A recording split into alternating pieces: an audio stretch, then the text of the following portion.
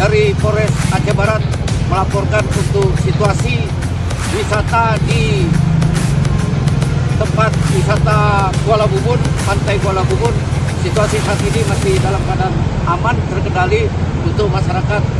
Antisipasi masyarakat berkendaraan, kita akan melaksanakan kembali untuk melaksanakan himbauan-himbauan. Demikian kemudian yang kami dapat laporkan dari Pantai Wisata Kuala Bubun.